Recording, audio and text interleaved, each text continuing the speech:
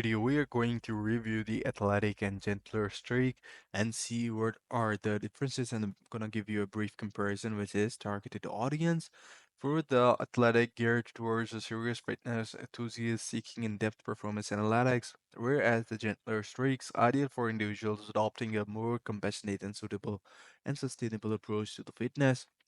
So here, for example, recovery analysis provide a daily recovery percentage to indicate your body readiness for the exercise, AI fitness coaching, and then comprehensive metrics.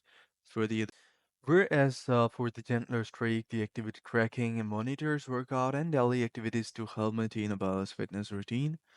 Personalized recommendations suggest exercises that align with your current fitness levels and recovery status. A user-friendly interface emphasizes simplicity and ease of use, making it accessible for users at all fitness levels to use it. So this is pretty much it. I hope you found this pretty helpful. Take care. Bye-bye.